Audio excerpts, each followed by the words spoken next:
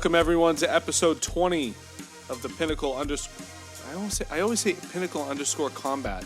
Pinnacle Combat Sports podcast. And if you don't know, that's our Instagram handle.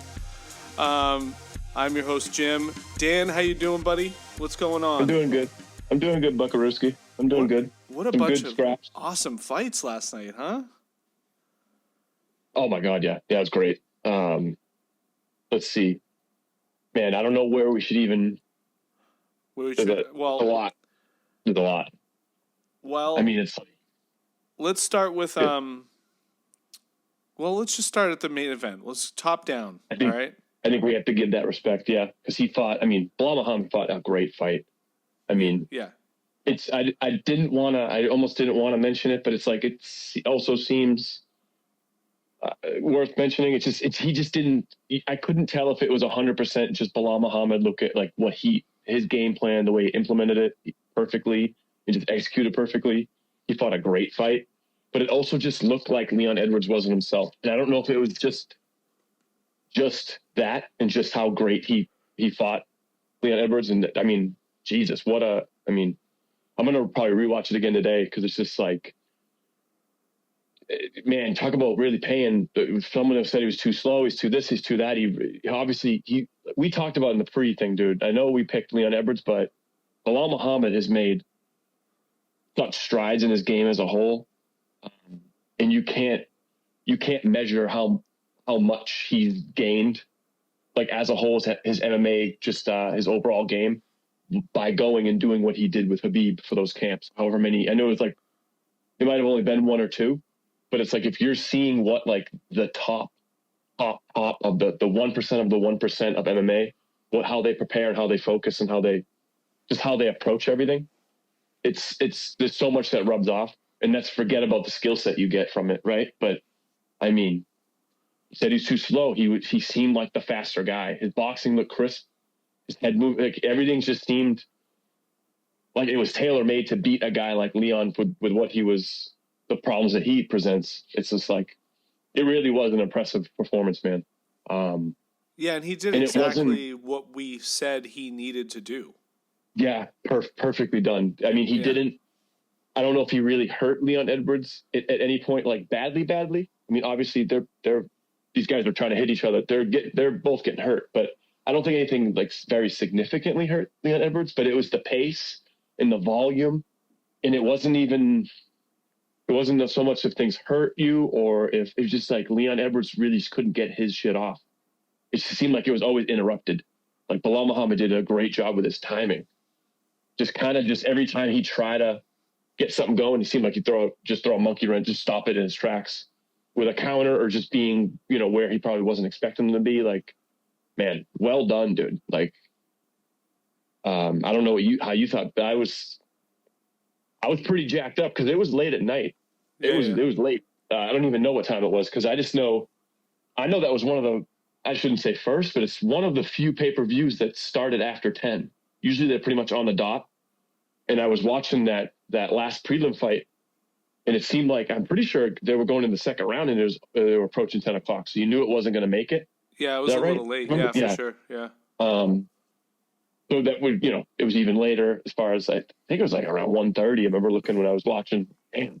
But I was still jacked up, Jim. I'm not even like a Belal Muhammad fan. I just know he's beaten a lot of good names since that Leon Edwards, that fight. You couldn't even really take much from that fight. But from that no contest, man, he's made strides, dude. Like, yeah, I mean, he's got a well-rounded game. He really did exactly what he was supposed to do.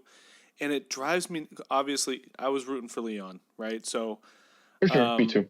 But that, not to take anything away from how good of a fighter Belal is. I mean, obviously, he was on a 10-fight win streak. He's just he's a great fighter. Right? Yeah. He's very good at the things he's good at, But I'm sitting there, and this happens a lot when you got guys that, basically you got a wrestler against a striker, right? It happens all the time where the striker allows the wrestler to push their back against the cage. And it's like, you're trapped. There's like, you have to get off the cage and create distance to set up your boxing and your kicks and everything. And Leon would do that for like, at longest, like a minute. And then all of a sudden, because it didn't seem like, and they said this in the broadcast, that it didn't seem like Belal was worried about his strikes at all. He just kept walking forward, which is exactly what he was supposed to do. Put the pressure on him, put his back against the cage, and then dump him on his head, which he literally did. Dumped him right on the top of his head. Wow. Then proceeded to almost do it again, exactly, but Leon got his hands in front and kind of braced it enough. But man, that was kind of scary because I think one of them mentioned it almost did look like he might have almost half second went out or something from the initial impact. Well, who knows if that couldn't really tell. That could have been one of the things that took him out of his game. It could have been a concussion. Sure. Sure. Who knows? Oh, yeah.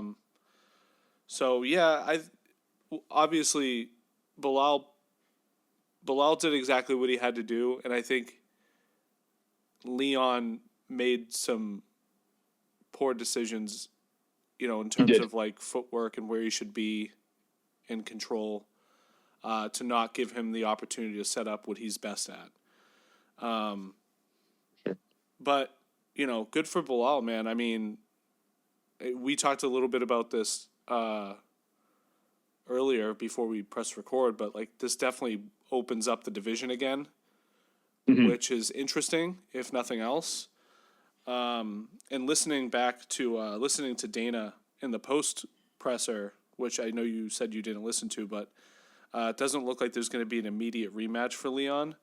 So then you start speculating like who could be next for Belal on that title. Kamaru's still up there, but who's the undefeated dude? What's his name? What's his name? Oh, Shavkat Rakhmonov. Rakhmonov, yeah. He's Ian probably Gary's in the mix. Yeah, I know they want. Yeah. Yeah, and Ian Gary's up there in talks as well. But I think Rakhmonov makes the most sense in terms of like who deserves it the most right now. I agree. And that's an interesting matchup in itself, right? Matchup for Belal right away. It's like that's a. But yeah, I was watching with a couple people last night, and I get it. For casual fans, we've seen it in the past too with other heavy wrestler based fighters where people want to see a scrap. They want to see people get in there and start throwing punches. They want to see blood and cuts, and I get it.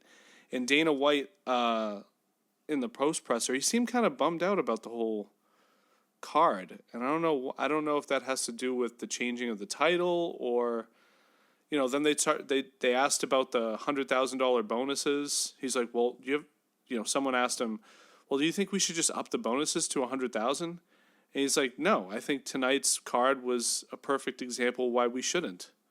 He's like, I gave $100,000 bonuses out, which I'll never do again at a presser, because everyone's like calling out numbers. It makes me, think, okay, yeah, let's up the bonuses to get people to try to finish the fights. And he's like, and we had 7 straight decisions, But yeah, and I was trying to tell the guys, I'm like, dude, like this is mixed martial arts. He's a wrestler. He's actually doing a really great job wrestling right now. This is the way to beat Leon Edwards. This is the only way to beat him. He's not going to outbox him. He's probably not going to knock him out with a head kick like Leon would. So this is what he's got to do. He's got to put pressure on him. He's got to put him on his back and try to take his neck. So, love it or hate it, this is part of mixed martial arts, man. 100%. And it's like, I'll get like that with certain fights too. But for me, my argument with that is always I don't care how you could take the guy down 100 times. But when you take him down, if you're just bear hugging him and holding on to him and not trying to advance position and not doing damage, that's when I don't like it. But that's not at all what that was last night. Like Belal Muhammad did plenty of everything and he did it well. So it's like, you can't compare it that way. So it's like, I get what people are saying in certain instances, because I get the same way, but that wasn't that last night. Belal Muhammad it's more just not knowing what you're watching, really. Like, and it's also, you don't know who he's doing this to. Yeah. Like, you don't know how hard it is to do that to that particular person. Because there's other people with, I would say, like, more decorated wrestling backgrounds. Doesn't mean they're a better wrestler, but he's fought most recent fights. Whether you like Colby or not, he can wrestle. Whether you like Usman or not, he can wrestle. So he's been fighting wrestlers, and he's been able to do kind of what he wants with either of them and kind of dictate. And he wasn't able to dictate much of that fight at all. Like you said, it was the third round. He had his back, which I was like, all right, nice. Come on, Leon. Here we go. I thought it was going to start to go the other way. Because like you said, I was the same way. I like Leon Edwards a lot. He's just he's so cool. Like, he's not someone who's going to overly say too much. Yeah. But he'll say plenty, and it's funny, and it's like, I don't know. He's just like he's a cool person to root for. But I just don't see it that way when people think that was. I don't think that was boring last night. I think it was pretty dominant. That's kind of what when someone gets dominated, that's kind of what it looks like. Yeah, it might look boring, but you got to think of it a different way. You got to think of it like, look, whether you know who he's doing it to or not, you're like, it's not an easy thing to do that to someone. Like, I tried to explain, I'm like, first of all, like, you're talking about world-class fighters here. All right? Yes. They've been doing this for most of their lives. Okay? And this guy just took him down, made it look easy, and took his back and put him in a body triangle. Okay? Put yourself in Leon's position right now. What are you going to do? There's nothing you can do. If anybody has a chance, it's someone like Leon Edwards, who's been doing this his whole life, that's going to get out of that. If that's you in that position, you might as well just give your neck up. You know, like, you're done. And it might, you know, because we're watching it for entertainment purposes, okay, like, maybe this isn't the fight you wanted to see or maybe expected, but in terms of a fight, this guy's kicking ass. You know, like, so it is what it is, you know? And I get Dana's perspective because he's trying to make money. So he's like, if I can have exciting fights, the more exciting fights I have, the better the company's going to do, the more tickets we're going to sell. He's thinking in different ways. Obviously, he's still a fight fan and he still appreciates a great wrestler, you know, that Belal is.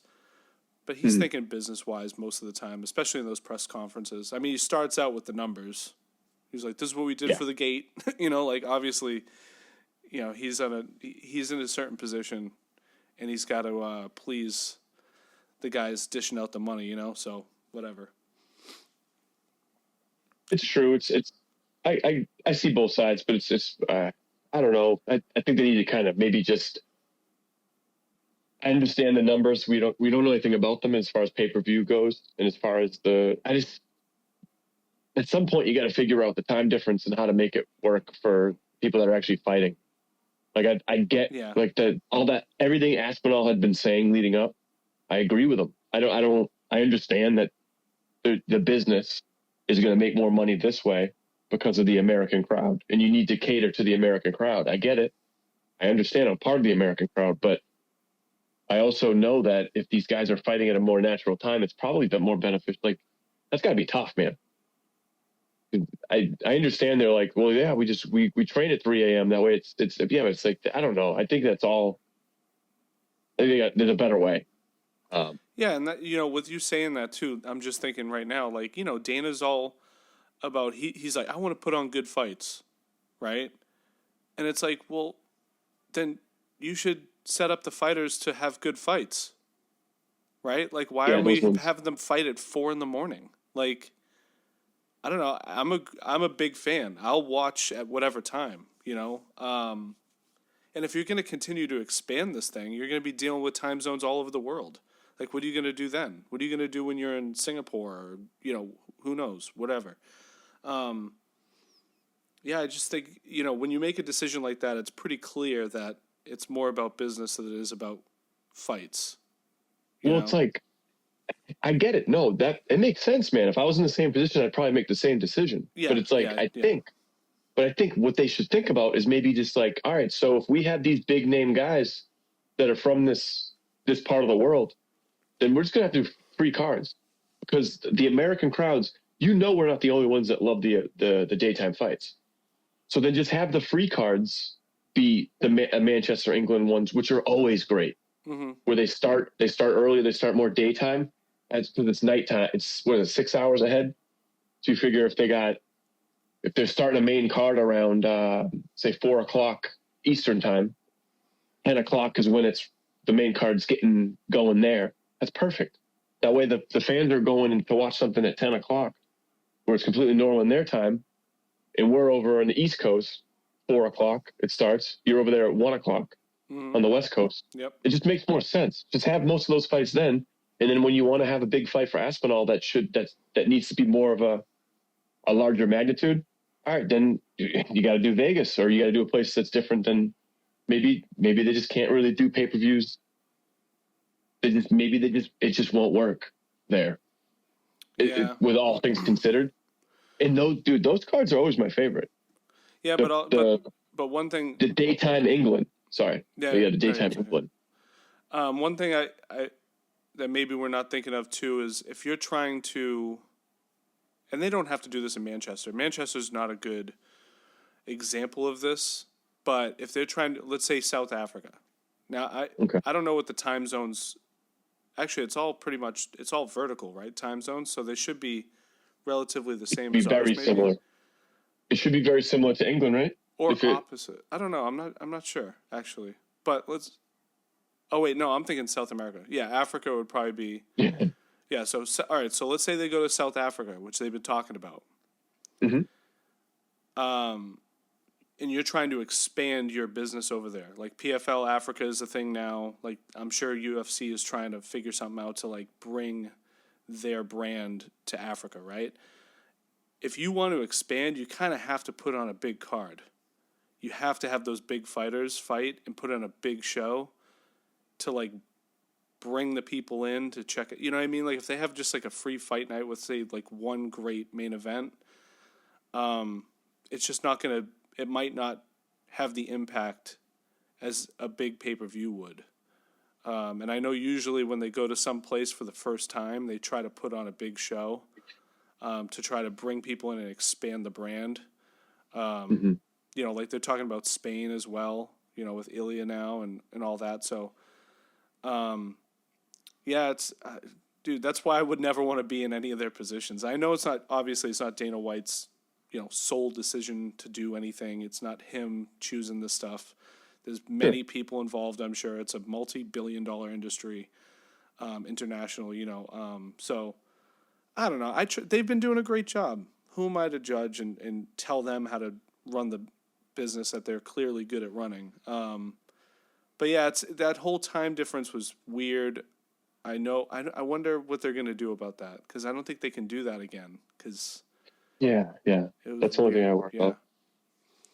But it's like the hardcore fans are going to adjust, man. I remember when they were doing those like Singapore ones and things like that, where the prelims I think were starting around 5-6 a.m. I was up with coffee watching those. I thought it was awesome. Yeah. I was like, oh, you mean the main card starts at like 8 or 9 a.m. Eastern? That's awesome. So like I just think it's more how when they play it out. I think it might just need to be more free cards. Maybe you can tap into the Spains and the England ones when you want to do it. Have them be those free. Have them be like the Saudi Arabia where they're during the day and they're on ABC or ESPN. Yeah, that's a good point too. Yeah. All these Saturdays, man. Like it's like they act like these free cards they're putting on that are like, oh shit, they're in Dublin right now. That's really cool. It's on ABC. It's 3 p.m. at a bar. There's a lot of people around, and it's like that's gonna do something. There are tons of people that are casual fans that are gonna be like, oh, I want to see that guy fight again. And then that guy's fighting on a pay-per-view 2 months from now or whatever. It's like there's a lot of things that can come with that. It doesn't have to always have to equal money right in front of you. Like it's sometimes it's going to be a little slow drip. Yeah, and I think the money's always going to come. It's always going to come. MMA it's the best it's ever been. The product's so amazing. Yeah, it can't fail. It can't fail at this point. It cannot fail at this point. Yeah. If you're the UFC, you can only fail when you compare it and you're going to measure it to other things or what you want it to be. But it's not a failure. It's just the people are watching and they enjoy it. You know, like I was telling you, there's tons of people that adjust to their Because if they do these Vegas ones where if Aspinall, let's just say he fights John Jones, because we're hoping that happens. Let's just say he's going to fight John Jones in Vegas or whatever. The lads are going to be at the pub, Jim. Whatever time it is, dude. It'll be 4 a.m. over there. They don't care. The lads are going to be there, dude. Yeah. And when I moved out here to the West Coast, football season, I started drinking at 9. It's all right. You just adjust. I drink Remember at 9 we went to San Diego? Remember we went to the Tipsy Crow? Tipsy Crow. Shout out Tipsy Crow. Patriots game. We watched the Patriots game because we found out it was a Patriots bar in San Diego, so we went there. Yeah. Got drank absolutely all day. Yeah. I got fucking clobbered by Tito's. I didn't even see it coming. I forgot yeah, that was funny. That was funny. Wow. But you adjust, baby.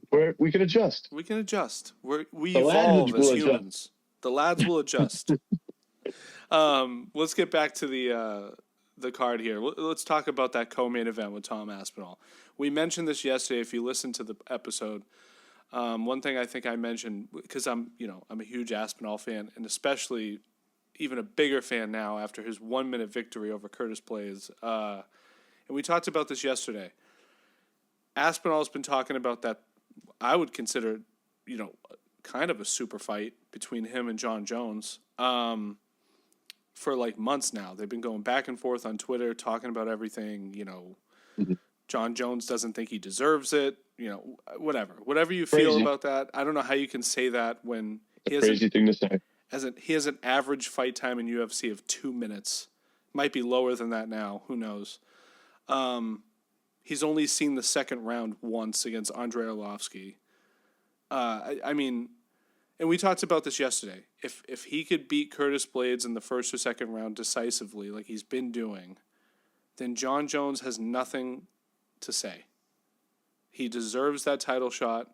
He deserves to fight the winner of John Jones and Stipe. Now it's just a waiting game, I guess. And that was the only thing that they asked him last night was, do you want to wait till early next year to fight again?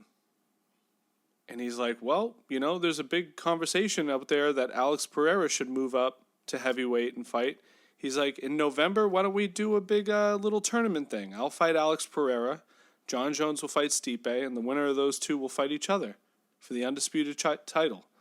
And I was like, damn, that'd be... It's fucking crazy, Jim, because that's like I think that's the only thing that's stopping that fight from happening.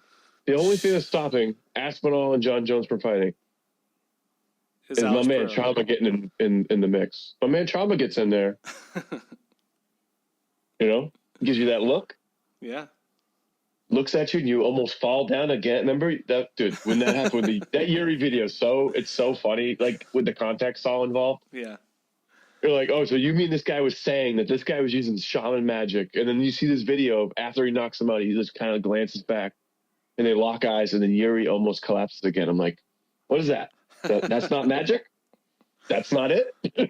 Yeah. But no, I feel like that was the only reason why I don't love it. But I love the idea. I love that he said it. I love that I love that that's out there now. But then I was thinking about it, I was like, ah, shit, then we might not ever see John Jones Aspinall ever, because John Jones is not young, not anymore. We always thought of him as this because he was always the young prodigy. Now he's he's not old, but he's getting up there. So, then people would be like, oh, these heavyweights can fight forever. I'm like, yeah, but not. You don't want to be 40 fighting a 30-year-old Aspinall. You don't want to do that. Yeah. It's not a good business decision. Like, that's bad, because that dude looks he might be the scariest heavyweight that I've seen in the UFC. Mm-hmm. When you take, when you know everything he can do, when you know his jiu-jitsu his jiu-jitsu is one of the best parts of his game, I think. Mm-hmm. Other than his there's a natural gift in his power. That's not just because he's a heavyweight. Because even Curtis Blaydes, his striking's got so much better, but he doesn't have the same knockout power. He can knock you out because he's a massive individual, and he looked good early. So I was like, oh no, this might be he caught him with a left.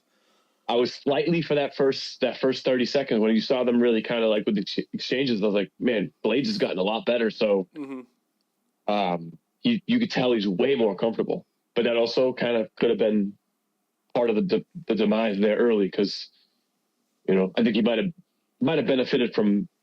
It's so easy to say that now, but I don't know. I don't think he should have came out the gates trying to exchange with them that quickly because the speed was just too evident. Like there's clearly a speed advantage, and Aspinall's going to have that against any of these guys, including Pereira. I think he'd be faster than Pereira. Yeah, I agree. And yeah. See, this is another reason why I like that idea. Well, I like the idea because I think Tom wins every fight. I think he'd beat Pereira. Yeah, I think he'd beat John Jones. I think he'd beat Stipe. But in the end, you know, things have to play out because even if that doesn't happen, Dana did confirm that Aspinall is going to be the backup also for the Stipe-John Jones fight. Cool, which is cool. Which a John Jones fight always needs a backup. Always. Yep. Always. But, you know, let's say that fight goes without a hitch. There's no problems. John fights Stipe. And let's even say John wins. I don't know, right? John Jones could still retire. And then we still never see Aspinall fight John Jones. You know what I'm saying? So true. That's a totally, you know, likely possibility, you know? And Dana White even he was asked last night too. He's like, if Stipe wins, I believe he will retire. If John wins, I hope he doesn't retire. Basically, you know, because that's a total possibility. Both of them could retire. That could be their last fight. For sure. And honestly, I don't think John Jones wants to fight Aspinall. I wouldn't. I don't think so either. I don't think so. I don't know. It's going to be exciting though. But if I'm Aspinall, he's been in such a tear, and I don't know if I brought this up in the podcast yesterday, but if I was him, I wouldn't want to wait till early, March, April of 2025. I'd want to fight in between too. That's probably what he's thinking. Because also, you know, if you're in his position, and like I said, I think that was his 9th fight in the UFC. He's only gotten out of the first round once. He hasn't really been in a lot of trouble, if any, in any of his fights in UFC. I don't know if you want to go into a John Jones fight without having worked through some adversity. I don't know who's going to give him that work, though. I don't know if any other heavyweight. Yeah. Yeah, that's what's tough because you can't simulate John Jones. Yeah. There's nothing for that because, you know, you hear a lot he doesn't really have power, but that he doesn't need it. That doesn't always mean that he's not hurting people. That's what people forget. They're like, oh, he can't one punch knockout people. Yeah, but all these guys can get hit and they can get hurt. And then you said they have a concussion. Either way, you don't have to get knocked out to have a concussion. Yeah. You saw how one of the examples I'll probably use for a while will be Sean Strickland and Adesanya, because I thought there was such a difference in skill, technical skill for skill. I thought there was such a difference because I was like, oh, the way he dealt with a guy like Robert Whittaker, I was like, he's going to be able to deal with Strickland, no problem. And then next thing you know, he gets cracked with a right hand early, and then the whole complexion of the fight changed. That's actually a great example. Yeah, that's a great example. Love using that example because it's so true, because I was watching that fight and I'm like, I understand what Strickland brings, but you just know what Adesanya brings. It's you've seen who he's beaten and how he's beaten them. You know, there aren't many people that have stopped Pereira. He has. So whether he's lost to him or not is irrelevant. He's also stopped him. That's kind of how it goes, man. A lot of it's a roll of the dice when the guys are this good, when they're that skilled. So that's always the example I like to use since it happened, because I'm like, it's so true. As soon as he cracked him with that right hand, you could tell it just started to just snowball. Yep. Because now he's like, nice. You had him hurt, and then now you can really implement your pace. He's compromised. So yeah. Well, let's I don't know. I'm just really pumped for this, to see how this whole storyline, the heavyweight storyline, plays out. Honestly, I think there's a lot of pressure on John Jones to bring a great performance like he used to when he was younger, if we're going to have conversations of the GOAT or, you know, the legacy he wants to build for himself. And I think I mean, Aspinall clearly deserves a title shot. Whether it's going to be against John Jones or not, we'll just have to wait and see, and how that all plays out. But let's move on to the next fight. Another rising star who, and like you said, at this level, it's kind of a coin toss as to who's going to win and how they're going to perform, and if they're going to show up under the bright lights and have their shit together. There's a lot of variables we have no access to going in, and a lot of people don't. So you just don't know. That's what's so good about it. That's what's so great about watching, because you just don't. You don't know what's going on in these guys' lives and what happened leading up to it, and that's what was so good about this next fight, because you picked King Green, and I was all week, and I mentioned this yesterday. All week I was leaning towards King Green, and kind of last minute when we were making our picks yesterday, I'm like, you know what? I think Paddy's got this one. And I went Paddy, and dude, and like we said, the only way he's going to win is if it goes to the ground. And they were saying, why do you shoot? Why are you shooting? You're Bobby Green. You're a striker. That was a bad decision, man. That was that was the beginning of the end when you saw it. That was a bad decision. And he'd tell you that. He'd watch that and go, God damn, because you're reacting on instinct. There's just the wrong instinct. And it happens. Whatever, you make a mistake, and it's against a guy like that, because his ground game, that's one thing. I was never, especially early on, he's gotten a lot better just with his distance control and his, he's just, you don't have to be a world-class kickboxer to understand the way Paddy fought last night. He fought great on the feet, as far as he was never overextended. He never put himself in a bad place. Yep. I agree. That's what he was just so, he looked like a true veteran as well. So, when the opportunity came, he clamped down and he finished the fight. His ground game's great, dude. Just the way you see how quickly he gets to things, and how tight it was. That's how I don't understand how other guys don't, when they get so many opportunities on the ground and they're not going for it. I'm like, if you truly believe in your takedown ability, you should be going for things then, because you can get there again. But you should be going for the kill. That's what I don't like. That's when we talked about people that's kind of they just are only position, and they'll just sit top heavy, and but they're not trying to rain any strikes down. They're not trying to work for a submission. That's when it's come on, man. It's just not exciting. That's what I get when people have a problem. But, man. Yeah, it's the difference between, are you trying to win or are you trying to survive? Yes.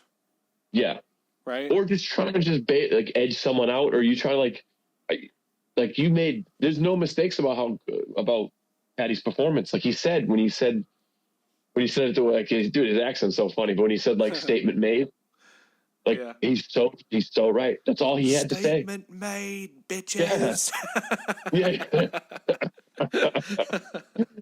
He does these weird Conan O'Brien dances. I love it. Yeah. Conan O'Brien used to do the dance with the strings. It always reminds me of that. He does these weird dances. Even the one he does when he comes down to the ring with his elbows, and it's just his elbows are on a hinge, just up and down. It's so funny. He's awesome. But yeah, he also, Dana gave him $200K last night. Oh, so wow, really? Yeah, he got two bonuses. Yeah. So he said he had made a video. He's like, I got one for each baby at home, $100K for each baby at home. Yeah. So that's good for him, dude. And this makes him a ranked fighter now. So a lot of people. Now I'm sorry to cut you off, Jim, but now I'm a true fan of him, dude. Because now it seems like his game is more rounded out now, and now it's everything's catching up to his ground game. Because if you can't only be a guy with a great ground game when you're not really I'm not saying he's not a good wrestler, but that's not really his bread and butter. So if you can't dictate that by being a great wrestler, your ground game might not always be something that's going to be beneficial to you against these guys that you can't get to the ground. Yeah. So now he's kind of rounded everything out, where his everything seems so good on the feet. He looks so sharp, man. I'm like, all right, now you really have something here. Because now I think he's really truly coming into his prime. So he can, yeah. What do you think about his call out? Do you remember who he I'm, called out? I'm blanking on it right now. Hold on. I'll get it. Let's see. It's not good for the air, though, Jim. God, I'll you just tell you. me. Yeah, go for it. Renato Moicano. Yes, Moicano. That's who it was. I love that. I still think that's a great matchup. Speaking about I great would love to ground see that game, one. Moicano's got a good ground game too.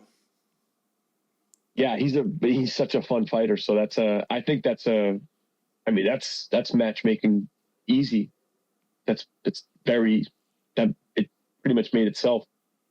I don't think anyone's gonna have a problem with that, right? And Moicano's ranked 10, so it'd be a 15 against a 10. But it's just, in terms of them both as fighters, that seems like a great matchup on paper. I just think it's going to equal I love it. I like the idea. Dude. So they showed the rankings last night. I remember looking at the rankings and being like, holy shit. Like, I know we talk about this all the time. Like, lightweight is and has always been the best division in UFC. But check this out, right? I'm gonna start at 10. Well, we'll start at 15. Let's say, Bobby Green was at 15, but now it's Paddy, right? Let's say Paddy took that. 14's Dos Anjos. 13's Jalen Turner. 12 is Saint Denis. 11's Dan Hooker. 10 Moicano. 9 Max Holloway.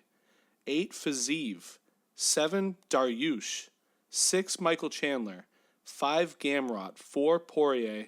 3 Gaethje, 2 Oliveira, Sarukian, and then Islam is the champ. Isn't that insane? So crazy. That's insane. Oh my god! Like if I'm Paddy and I'm looking at that, dude, you're looking at a minefield. There's a lot of lads there, Jim. A lot of lads. Oh my god! A lot of lads there. There's a lot of dead soldiers behind those names for sure. Oh my god! Dude. And it's like, man, I think a lot of people that are on, like we always say, it's not a bad thing. You want people to be fans. Who cares if they casually or they're really in it? But like a casual fan will probably maybe next time they see Benoit Saint Denis fight, they're like, oh, that's the guy that Poirier knocked out. And they don't think much of him.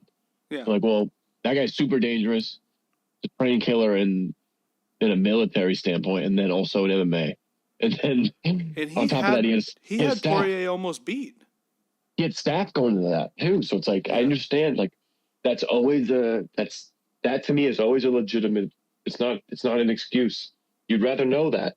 It doesn't mean that they shouldn't be like right after the fight happens in the post-fight interview. That's not the time. But when you find out about it, you should be able to find out. That makes sense. Yeah. Because that means that at some point during their camp, they had to be on antibiotics. So it's like, that throws everything off. Yeah. So it's not just the, but like I said, there's no excuses. It's just like, but you kind of want to know. Like, I'm honestly, if I don't hear anything happen with Leon Edwards, it might be the case. But I feel like something wasn't quite right there with him. I don't know what it was. Yeah. But but Jim, I'm not saying it's like any excuses. I'm not saying it in any bad way. But it's like it literally could just be the fact of the pressure of you fighting in a home scenario. I would hate that. I feel I would never want it. It actually is one of the only things that works against you, I think, in most cases. I'd rather fight where they're from. I'd much rather prefer that scenario. Yeah. As opposed to the pressure of being at home. That's a lot to carry. There's only a few. This is like certain people that it might not affect, but I think a lot of people it might. Yeah. It might be too much. Let's move on to the next fight. We had this was kind of a last-minute fight that was added, like 2 weeks ago, something like that. RoboCop Gregory Rodriguez defeated Christian Leroy Duncan, which was actually a really good fight. It was pretty one-sided, which I didn't like. You were talking highly about Duncan, and I was not familiar with his game, but he's definitely long, like you said he was. But Gregory, RoboCop just he controlled where the fight went more, and 100%. Yeah, he got better. I think he got better than the last time I saw him. Great pressure he was applying last night, because that's the thing too. That you see a guy like Christian Leroy Duncan, he's really good striker, but every time I had seen him, it seemed like he was leading the dance for the most part, like he was in control the whole time. And Rodriguez gave him none of that. He gave him no respect. He was just in his face, and he fought a great fight for a guy who's more polished and wants to kind of slow things down and go like strike for strike. He's like you said, the guy with the reach. He wants to be a little more technique based. Where RoboCop just threw that all out the window and just kind of just was. Yeah. So he fought a great fight. I think it was more just the style and the pace he put. He just blitzed him from the beginning, and Leroy Duncan just did not have anything to answer it, or he just had nothing for him. And it seemed like Rodriguez other than winging wild shots. It seemed like Rodriguez was more powerful too. Like he was just definitely bigger shots. Definitely. And there was a couple times there in both the second and the third round where it could one more good hit could have put him down and out. But yeah, good for RoboCop. This is a big opportunity for him, and he showed up, and he overperformed. He looks great. He looks a lot better than what I remember. And I was actually worried about his chin because I know he's gotten rocked a couple times in the past. And when you said that this guy was a great long striker, I was kind of worried about that. But yeah, like you said, he put the pressure on early, didn't give him an inch, and just kept hammering, and it worked, and it was awesome. So good for him, man. No, he looked great. That was a well-deserved victory because that's a tough guy to deal with. But it's also a guy that I've seen him fight. He's looked really impressive. But then you kind of look back and you're like, well, kind of makes sense. He took a lot because I don't know if he's even fought anyone that kind of can bring what pressure Rodriguez can bring. Then you kind of watch it. He just didn't. He's got something to work on there because you can be as gifted of a striker. It's very similar. Very similar, just how it is in the moment. Like for like with Leon Edwards last night, like there's just it just seemed like he was constantly on the defense and never was able to really settle in and get on his offensive game plan at all. So it's very similar in that way. And that's about it. Yeah, it was very similar. Yeah, it was basically the same fight, only rather wrestling based. It was striking based, but it was just heavy pressure from one side. And not knowing how to deal with it, and constantly on the defense for the most part. And it was a great victory for him. And what'd you think of Arnold Allen and Chikadze?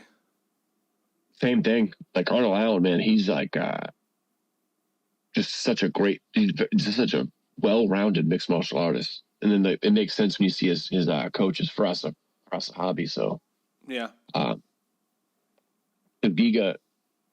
Giga's tough to deal with a kickboxing background he has, where he can just kind of like sneak these little like body kicks in, liver kick. Like he's something else, man. And Arnold Allen just seems to walk through everything, just walking through and just kind of like just staying on his. It was a fun fight to watch. I enjoyed that one. That was one of my favorites of the main card. They were pretty evenly matched. I thought it was a good fight. Yep. A lot of very fast. These guys were quick, man. I remember texting you like, "Holy shit!" Like especially Chikadze's kicks, man. His kicks are so quick, dude. You can't even see him coming. Like I don't even know. I'm glad I'm not out there in the octagon with either of these guys, man. It's just wow. They were very good fighters, man. Very good, well-rounded, quick. Like Jim, I'm gonna go to bed. I'm going to go to sleep tonight being like, it's Monday. You don't really want to go to work because you don't really want to go. Whatever. It's just, and then you get over it and you work the week. But imagine having to go to bed. Like, I had to deal with that tomorrow. I know, right? Yeah. That's my job tomorrow. I got to deal with those kicks. Are you kidding me? Different experience. So I'm happy I don't have to deal with that. Let's talk about a couple of the undercard prelim fights, and then we'll get into next week. We'll do a little preview of next week. Molly McCann didn't really show up. Is Bruna Brazil? Is she married to Dan Hardy? No. He's married. I forget. Veronica Hardy is who he's. Oh, I guess it would make sense if her last name was Hardy. But they look similar, and they're both from Brazil. I thought that was her, but her last name's Brazil, not Hardy. But yeah, she I always root for Molly McCann. She's so much fun, but she just didn't look great, unfortunately. But yeah. I think it was a lot of Bruna Brazil. She's with the MMA nerds, and she looked awesome, dude. Yeah. I had seen her before, and I know she's always had a really good skill set, but I was just leaning on, Molly McCann in the crowd. I thought something might have happened with that, but like you said, she just seemed like she was constantly on the defensive, and I think it's just that Bruna Brazil might have just been a little bit too much of a skill set to deal with, given when everything was. So you got to give respect where it's due. Brazil looked awesome. Nathaniel Wood looked awesome. That was a great fight. Yeah, that was a great fight. Daniel Pineda stuff was so tough, man. Yeah, that was a very one-sided fight. Yep, that was a great one. Oh, and Jake Hadley looked great. Also, yeah, he missed weight, and I think that fight might have been short notice. So there's reasons for all that, but if you miss weight and you come up in weight, that's kind of something that shouldn't probably happen, because I think he was coming up from flyweight, right? So kind of weird when you miss weight that way, when you're like going up in weight and you miss. Yeah. But like I said, that could have just been him taking a fight on short notice. And behind the scenes, if they're there's just sometimes there's certain reasons for that. You're not going to be able to get there, and so it's either no fight happens, or should I kind of understand that I got to take that. But no, I've always been a fan of Hadley. His ground game is very good. I like the way he throws elbows when he has control of people on the ground. He's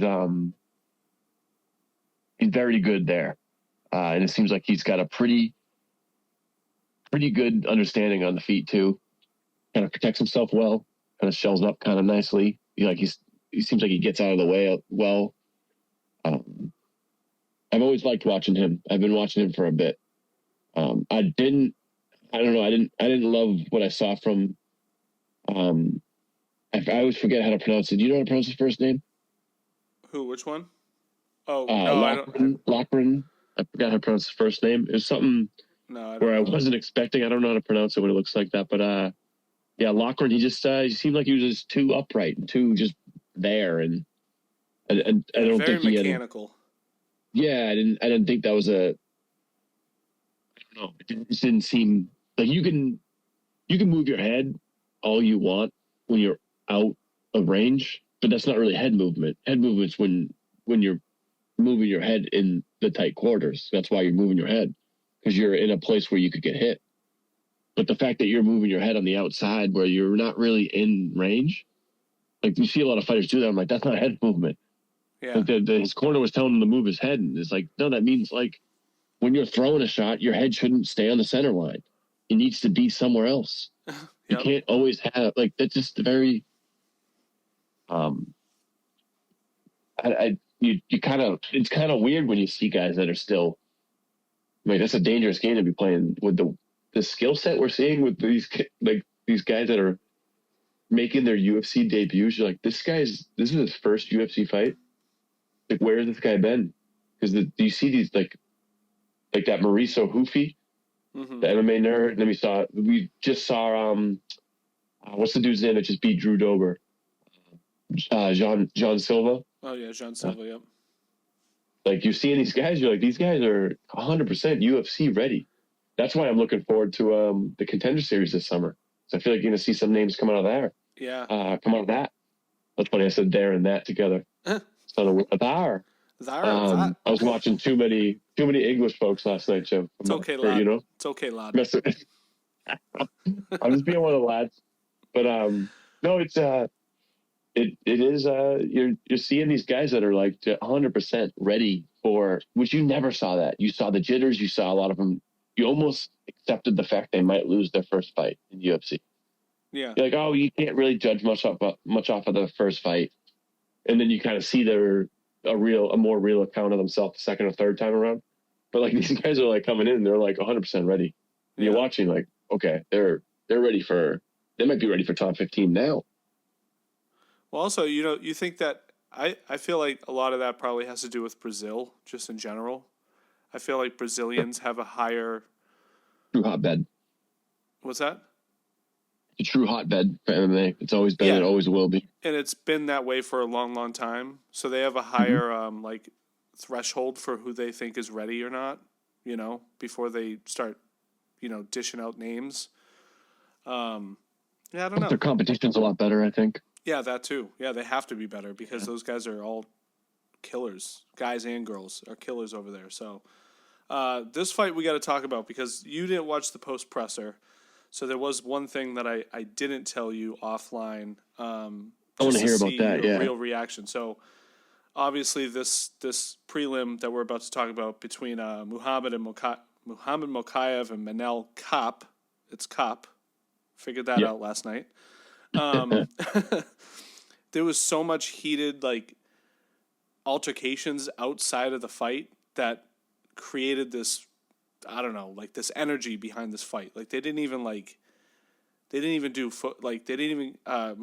didn't even get on the scale for a photo shoot during the weigh-ins. They just wanted to go at it, right? They had to have I don't know if I've ever seen that. I know, right? And they had to have 15 or 20 security guards in the octagon when they brought them in before the fight. And I think it was Mike Beltran was the ref, right? Oh, he bothers me a lot. Yeah. But he's another story. I think they did that on purpose because he's a big dude. And he's like, if you need to take control of these guys for getting out of line, he might be, a decent guy, at least his size, a decent guy to be able to do that. So, obviously, I don't know. We'll just talk about the fight real quick. I thought, and this happens a lot, and Dana said this in the post-presser. He said, a lot of fights that have that much energy and animosity behind them usually end up being boring fights, which this was a pretty boring fight. All that, it was. They wanted to kill each other for months. They finally get in the ring. They're getting paid to fight, and they don't fight. The first 5 minutes, nothing happened. Is that pretty much how you thought the fight went? It was pretty dull, especially you have this. Mokaev's 11. He was 11 or 12-0. He's supposed to be this amazing. 12-0. Yeah, and nothing. You'd think a guy like that with all the hype behind everything would at least, I don't know. That's why I hate grudge matches because they never seem to be exciting because they both have too much riding on it. Now it's super personal. That's why I would never want to carry that kind of emotion in. You gotta, if you're someone's going to be emotional, that this is not for you. You have to I think you have to be more cold and calculated with your, if you can't carry that kind of emotion in there, then you're going to care too much. That's why those fights are always boring. Neither one wants to really overextend. It's that's why, but it is weird because I don't know if I've ever seen a time where there was that many altercations and that many close calls where they needed to get additional security. I don't know if I could. Yeah. Don't know if I could point of a time that was like that. It's weird. Yeah, that's weird. I don't know. I don't know what to make of it. It's just, I suppose, that's just what happens when millions are watching, right? I think that just kind of messes with you mentally. You don't want to lose this guy that you, in this moment, you hate for whatever reason. I don't know what their reasoning was. Yeah. It never really made clear. Yeah, I don't know. But it ended up just, like you said, kind of being an afterthought on the card, which is if that fight kind of got reeled back where they kind of whatever it was, they put that aside and they just fought. That could have been a great fight with their styles. It's kind of a bummer that it went the way it went, but yeah. Yeah.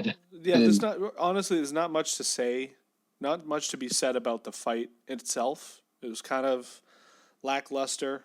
But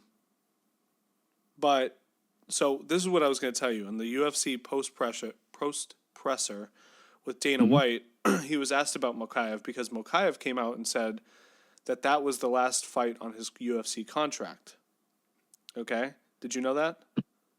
I did not. No. So yeah, he's off contract. He's, out of his contract with UFC. And Mokaev said, quote, "They said they're going to see how I perform. They don't want me to keep shooting and taking somebody down, but I've done what I could with tonight." That's what he said. So the matchmakers said, "We'll see how you perform and we'll offer you another contract." But he said that someone told him that they don't like that he takes people down a lot or something like that, right? So when asked about this, Dana White says, yeah, because we tell people how to fight. Like, we have a ton of fighters that take people down. That's what they do. We don't tell people how to fight. And he said, I'll tell you this, the matchmakers don't like him because of a lot of things that have happened, behind the scenes. And then so someone, the same guy that asked him the first question said, well, do you plan on keeping him around? Are we going to see him get a UFC contract or renegotiation? And Dana White said, quote, he goes, well, let's just say PFL is going to get a really great undefeated fighter. Which is harsh, man. Holy shit. You kind of saw the writing on the wall, though, because it's like Dana White's been around long enough to know that the money he's going to ask for his next contract is not going to match up with what he just saw. So it's just bad timing all around. And given how big the organization is, they don't need you, man. Because there was nothing that you saw from either one of those guys that makes you think that Pantoja's going to have a problem with either one of you. Pantoja's on a different level than both of you. Yeah. Judging by what I saw, I mean, you could say it was just because of the grudge match, okay, but Pantoja, I mean, I've become I don't want to say like a fan, but you kind of like, as you watch him, you truly appreciate his skill set. Oh, and yeah, he's very, very skilled. So, yeah, I don't see either guy that being much of an issue for him with what he brings, especially his jiu-jitsu is top notch. Can you watch the way he goes for things too? Oh yeah, for sure. He is. Yeah, he's very underrated. I don't think he gets the credit he deserves. Well, it just made me think, with Dana being so harsh, I feel like something else happened behind the scenes. There's reason that we're not hearing about, and they just don't want that liability or whatever. But wasn't he the one that said that if he saw Manel Cap, he'd slap him? Yeah, I'm pretty sure, yeah.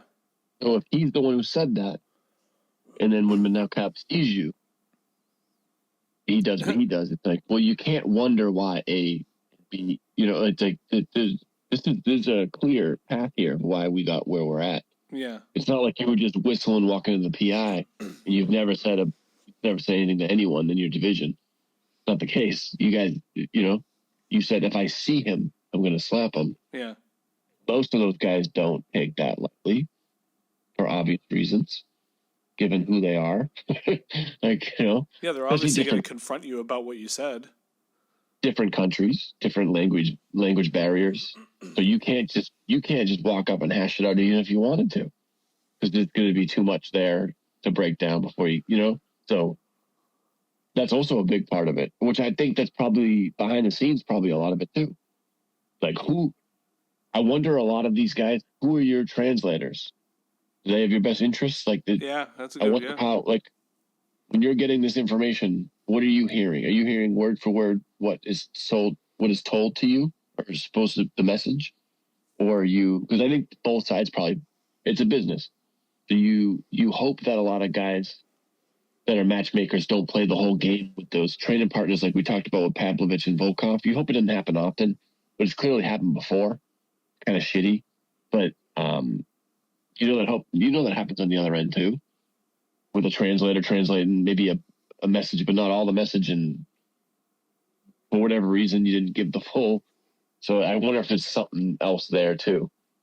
Yeah, but yeah, it's got to be something, because if Dana White's going to come out and say, "Yeah, we're just going to give out go ahead and take a undefeated fighter." Yeah, just for him to mention another promotion by name is pretty rare. So, but yeah, they are number 2 now. They are. I mean, Bellator and them folded into one, so yeah, they are the clear number 2. As much as I love watching one with what they do, I would think PFL's probably the next. Yeah, for sure. Yeah, the next one, but I don't really know. They're all pretty far away. UFC's crushing it this year. Yeah. Speaking of which, last night was awesome, but we got a little bit here. We're just at about an hour now, so let's get into next week. As great as last night was, guys, we have another amazing card, a free card actually, next weekend in Abu Dhabi. Do you have the card pulled up? I mean, what do you think? Let's just, No, take 10, I'll 15 get there in a minutes. second. But I was looking at it yesterday, and because there was a couple fights that had switched around. But when I looked at the card yesterday, I got super excited because of one fight in particular. Because we already knew what Sandhagen and Nurmagomedov have. Yeah. That's a phenomenal matchup. I believe they already had been matched up before, so this fight's a long time coming. And it's just a great matchup because that's clearly the biggest threats to O'Malley's throne, if you will, are Absolutely. these two guys. Yeah. And not to take anything away from Marab, we'll get into that when it comes time. But I just feel like the level that O'Malley, the way his distance management with his striking and how he gets things done, I did think it's a tough matchup for Marab. I don't know if he's going to be able to even make that fight up, but we'll get into whatever. But these two guys offer a whole different. They pose a different set of problems, Yeah. Like for sure. Sandhagen's very similar in his frame, and Nurmagomedov's he's great everywhere. So I love that matchup. But the one that really stuck out is Chito Vera and Figueiredo, man. Like when I saw that, I was like, yeah. That's and you got I know I'm skipping a few, but you got even to open another one. Another one that's a great open of the main card. Joel Alvarez and Elves Brenner is going to be an awesome fight. Because Elves Brenner for sure too, but Joel Alvarez, that dude, he's another one who's kind of just hanging around lightweight. A lot of people might not even know who he is yet, but that's a dangerous fighter. He's also 6'3" lightweight. That's a big 155er. Yeah. How's that possible? That dude from Spain? I don't know. He doesn't look like a guy who's like, you see his frame. It's just, I don't know how he does it. But Michael Chiesa and Tony Ferguson. I mean, I like the matchup, but I would have liked it back a handful of years ago. Yeah, that's all. It's like it's nothing against these guys. It's more of a testament to how hard just what they're doing. This thing that it's a very serious thing they're doing. It's not something. I really do feel like it's very similar to like the NFL in that like you look at a guy and he's a 28-year-old running back. You're like, that guy's ancient. He's been in the league for how many years, and he's already an old. I think MMA is similar, where I think it might get to a point where I hope it always stays where these guys in the 30s can hang around. I don't know, man. The way you're seeing these guys coming in, it just might truly become a young man's game. In most divisions, right? Smaller ones especially. Yeah, for sure. But man, the talent level, like we were just talking about lightweight there. Those are two lightweights we didn't even mention or weren't even thinking about. Joel Alvarez and Elves Brenner. But you look at the card. I mean, you got Lupi Godinez and Mackenzie Dern, great matchup. Shara Bullet, fighting Olej Shachek, the dude from Poland. Yeah, that sounds right. Because that dude hits hard. That's a good matchup. Yeah, for sure. So I really like the main card, the way it's set up. And then I honestly didn't look too much at the prelims, but now that I'm looking, it's definitely Alonzo Menafield. He's great. I like Menafield. I like watching him. Even at Baram Kutadlatse, I don't know how to pronounce his name. That dude's fun to watch because he's had some tough matchups against guys in Hell to Zone. He's another Georgian fighter from the country. But he's fought some. I mean, he has a split decision. He has a split decision victory against Gamrot. Oh wow, that's a big victory for a guy that's that high up in lightweight. So it's just one of those things where it's lightweight, like, is probably the epitome of that whole any given night. Any given night, these lightweights can rise to the occasion and be the guys that you otherwise might think they wouldn't have a chance against or be tougher. It's just that division. Absolutely, yeah. Well, what jumps out to you on that card? Anything in particular, other than obviously the main event? But Yeah, I think. Yeah, I mean, my favorite fight on the card, like you said, is Chito Vera and Figueiredo. that's a great one, dude. I That's forgot that was on there. awesome. That's gonna be Yeah, so I love good. these daytime. Love the daytime ones. Yeah, and just the fact that it's free on ABC. I mean, I love them. I love all the fights, but yeah, the main card is looking great. The whole main card. Very much and so. Tony Those 6 Ferguson, fights are great. I still love to watch him fight. I feel for him, you know? I don't know. I think at some point you gotta, I don't know. I wouldn't want to be the one taken out. I would want to make the decision myself to leave rather than be pushed out. You know what I mean? And I think he's actually already kind of past that point, unfortunately. I don't know. I remember the Tony Ferguson of old, man. And it's hard to watch. Even if he wins, it's still going to be hard to watch him fight because, I don't know. He was one of my favorites like 5-6 years ago. And then he's still a great fighter. Actually, his last fight, he did a great job. He just came up short. So, yeah, I don't know. It's going to be great. I'm looking forward to it. Are we going to do a pre and a post, like you said? Oh, if you want, I'm down for that. That'd be cool. Yeah, let's do it. Yeah, so we'll get more into next week's fight card next week when we do a pre-episode. So everybody listen to that. Let's wrap it up here, though. Anything else you want to say before we wrap it up, Dan? No, not really. No, it's just I thought it was a pretty damn good card as a whole. I mean, there could be something left to be desired of the pay-per-view, depending on how you look at it. If you like Dana White or anyone else, but I don't know. I enjoyed what I watched. It was good. Aspinall looked great. Belt changed hands, and the one who took the belt looked great doing it with a great game plan. And just because you didn't want him to win doesn't mean doesn't take anything away from how impressive it was. So yeah, no, I thought it was a pretty solid card, and like I said, I stand by that. I think that card that we just had on paper, and then this following card, it's a great 2-week period. There are a few time periods this summer that you'll see something that great. Like that's a real nice 1-2 punch here. So I'm really looking forward to the daytime fights. Those are my favorite, obvious reasons. Yeah, it's gonna be great. Yeah. I'm looking forward to breaking this one down. I'm gonna be watching some of these guys' fights this week, and like you said, that Figueiredo Chito Vera, man, that in particular, that's worth. Oh yeah. That's worth watching alone. Right there. That's the one you want to show people, you know, like you said, when your buddy you should do that. That'd be cool. Get him watching, like we talked about McDonald and Lawler too. Yeah. Get the reaction video. But that'd be the one you want to point. You're like, if you're going to watch any of these fights, that's the one you want to tune in for. For sure. But yeah, I'm looking forward to it, man.